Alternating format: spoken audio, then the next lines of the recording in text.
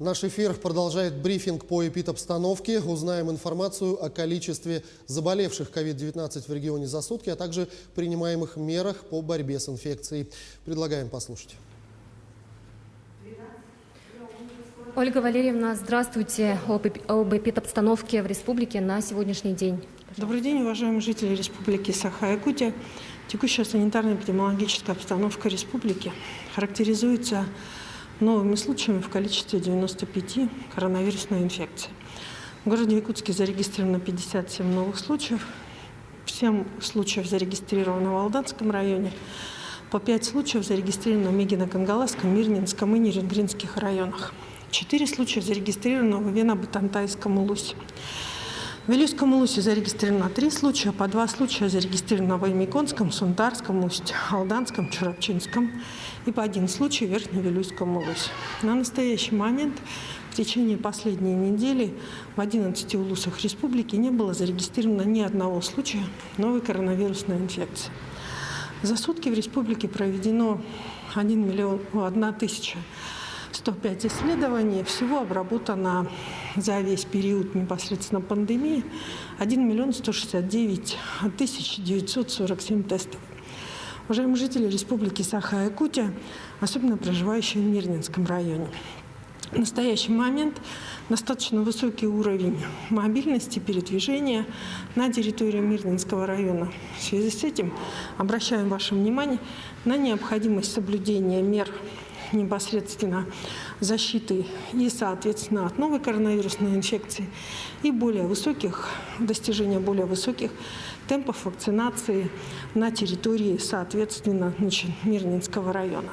Оно связано прежде всего с тем, что на настоящий момент самый высокий темп роста по заболевшим сегодня фиксируется на территории Мирнинского района. В целом на территорию республики на 23 июня 2021 года поступило 214 117 доз вакцин, и сегодня получили первую вакцину 193 365 человек. Уважаемые жители Республики Саха-Якутия, темпы вакцинации за последние 3 недели на территории республики значительно снизились. И несмотря на то, что по доли вакцинированных на 100 тысяч населения в целом на территории Российской Федерации Якутия находится в 5 лидеров в целом по стране, необходимо обратить внимание, что еще остается достаточно большая рисковая зона по распространению инфекции, несмотря на определенного рода такую вот видимую стабилизацию как таковую. В связи с чем приглашаем всех на вакцинальные участки в наши учреждения здравоохранения. Уважаемые жители Республики Саха-Якутия, сегодня вопросы, которые связаны с вакцинацией, они связаны в том числе и с вашим последующим передвижением и теми планами, которые вы строите на летний отдых. Исходя из этого, обращаем ваше внимание на необходимость контроля за такими вещами, которые называются вакцинация и получение сертификата вакцинации. В связи с чем, если вы планируете отпуск, командировку или выезд, обратите внимание на те правила, которые действуют в субъекте Российской Федерации, в которую вы собираетесь выехать. В связи с тем, что в ряде субъектов Российской Федерации уже внесены ограничительные меры на въезд в субъекты с точки зрения именно наличия сертификата вакцинального или соответствующего анализа ПЦР 3-суточной давности. Поэтому обращаем ваше внимание сейчас о том, чтобы затем в последующем не было непосредственно каких-либо вопросов, связанных с тем, что невозможно или какие-либо ограничения существуют по проведению вашего отпуска. Сегодня на оперативном штабе глава Республики Саха-Якутия обратил внимание глав муниципальных образований на необходимость регулирования миграционного потока между улусами республики и населенными пунктами через институт вакцинации, который сегодня доступен всем на территории нашей республики. Спасибо. Это был брифинг оперативного штаба по эпидобстановке, ну а мы переходим к новостям. Итак, смотрите в этом выпуске. Рост преступлений дистанционного мошенничества фиксируют правоохранительные органы региона. Хлебопекари Якутии получат 11,5 миллионов рублей с федерального и республиканского бюджета на поддержку отрасли. Оргкомитет Токио-2020 и правительство Японии приняли решение о допуске болельщиков на трибуны во время Олимпийских игр.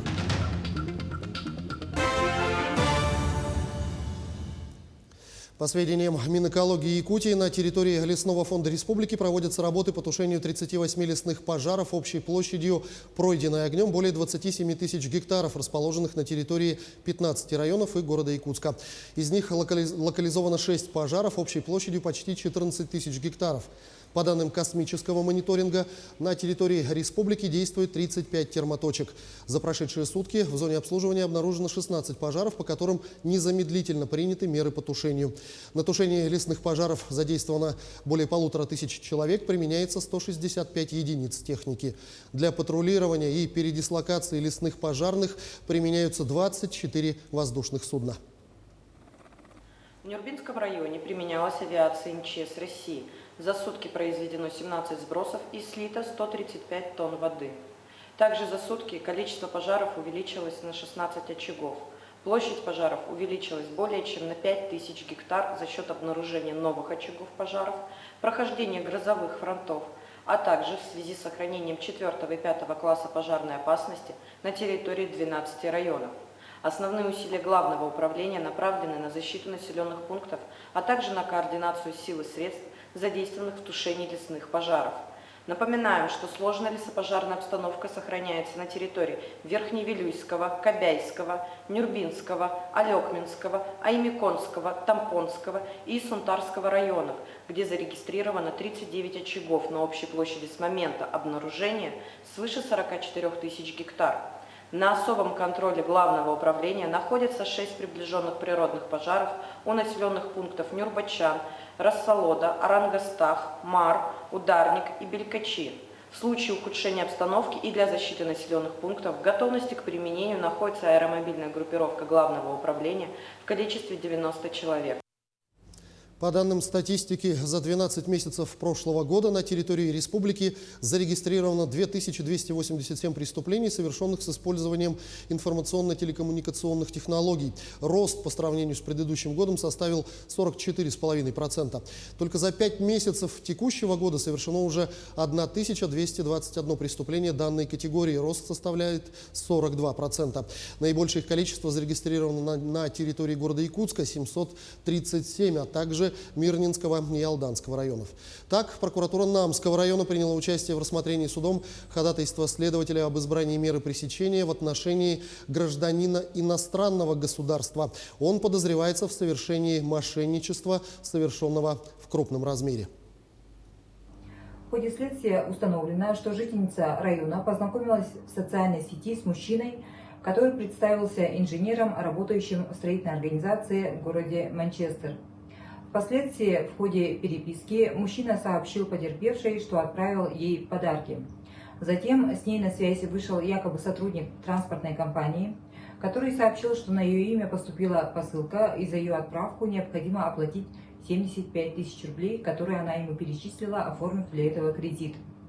После подобных неоднократных звонков о необходимости оплатить за посылку страховку и другие обязательные платежи, женщина перечислила злоумышленнику в общей сумме 590 тысяч рублей. По результатам оперативно-розыскных мероприятий сотрудниками полиции установлен подозреваемый гражданин одной из стран Африки, который совершил данное преступление, находясь в городе Курске. Иностранный гражданин доставлен в Намский район, задержан. Судом ему с учетом позиции прокурора избрана мера пресечения в виде заключения под стражу. В настоящее время по уголовному делу проводятся следственные мероприятия. Особое внимание сотрудники ГИМС обращают на детскую безопасность. В общеобразовательных учреждениях Нюрбинского района и в летних лагерях они проводят профилактические мероприятия Дни безопасности. Ребятам напомнили, что правила поведения у водоемов важно соблюдать в любое время года. Показали, как пользоваться средствами спасения в случае чрезвычайных происшествий.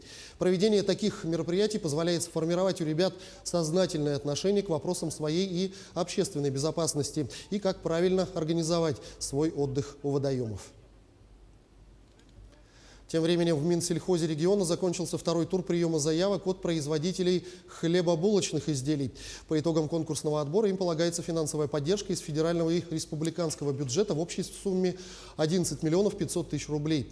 Эта мера входит в комплекс поддержки по снижению цен на продовольствие по поручению президента Владимира Путина. Предприятия получат финансовую помощь из расчета 2500 рублей при реализации 1 тонны готовой продукции. Основным условием представления субсидий является то, что хлебопекари в течение 6 месяцев не должны повышать цены на хлебобулочные изделия. Отмечу, что сейчас более 170 предприятий за год производят порядка 20 тысяч тонн продукции.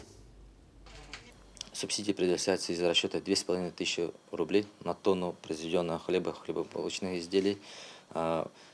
Основными требованиями является это не повышение цен в течение 6 месяцев.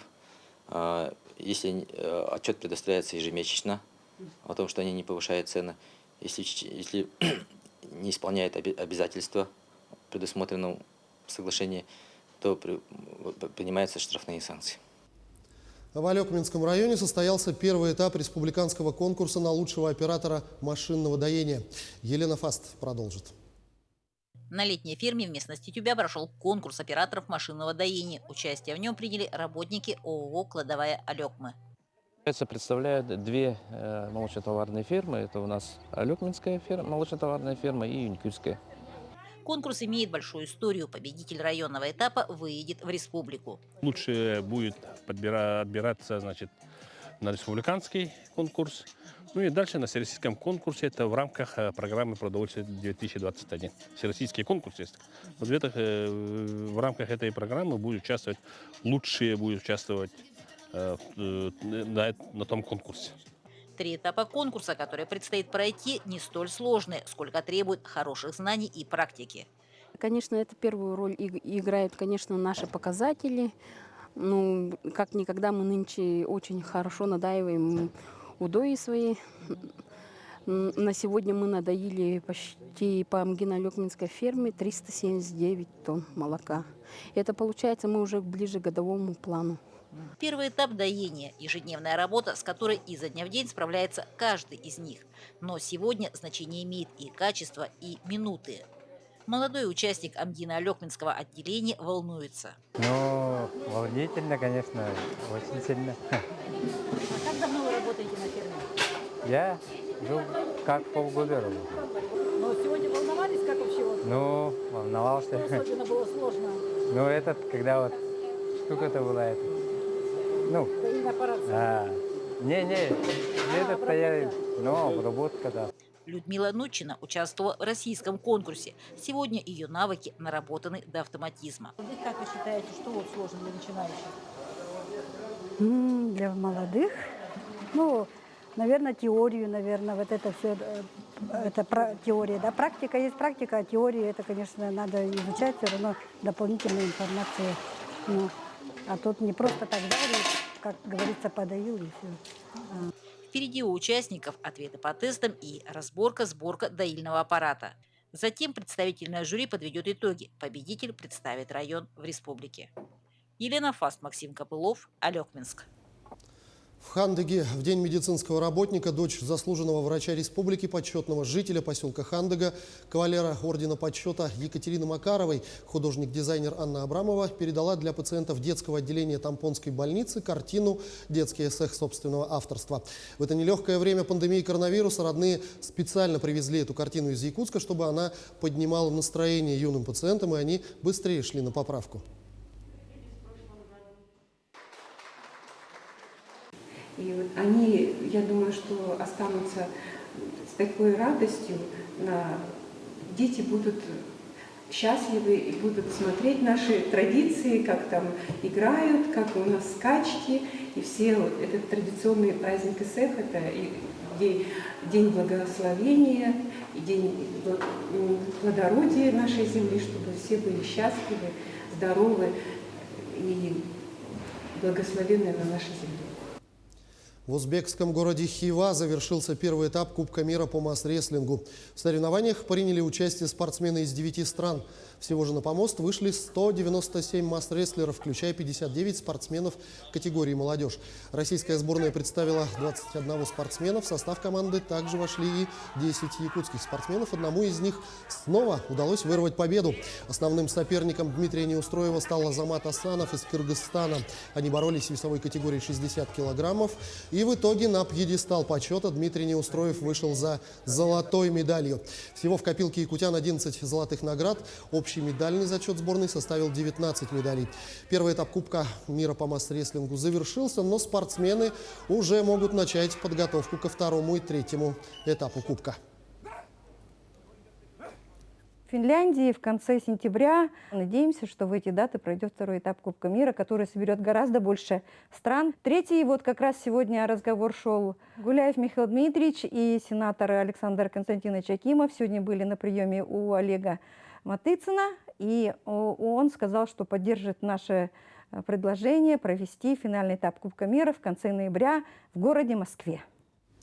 Телеканалы «Якутия-24» и НВК «Саха» будут вести прямую трансляцию соревнований по национальному многоборью «Игры Дыгына». Прямой эфир 26 июня стартует в 16:00 по якутскому времени и будет длиться 3 часа. 27 июня, в заключительный день состязаний, 5-часовое прямое включение начнется в полдень по якутскому времени. Отметим, что на телеканале «Якутия-24» впервые соревнования будут транслироваться с комментариями на русском языке. Эфир можно будет посмотреть также на сайтах каналов, во вкладке «Прямой эфир», а также в приложении Smart TV на телевизорах Samsung и LG, в мобильном приложении НВК «Саха» для iOS и Android.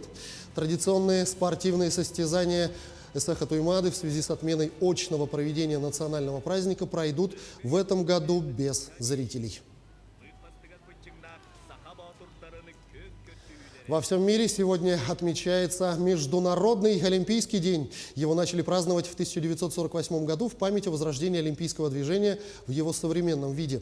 Международный Олимпийский комитет, Оргкомитет Токио-2020, правительство Японии и столичные власти приняли решение о допуске болельщиков на трибуны во время Олимпийских игр. Согласно установленным ограничениям, число зрителей на всех спортивных объектах будет составлять 50% от их вместимости, но не более 10 тысяч человек. Школьники и сопровождающие их лица, участвующие в специальной билетной программе, учитываться не будут. Однако в случае введения в регионах, принимающих соревнования, чрезвычайного положения или других мер, направленных на предотвращение распространения коронавируса после 12 июля, вопрос о допуске болельщиков может быть вновь пересмотрен. К этому часу пока вся информация. Мы продолжим следить за развитием событий.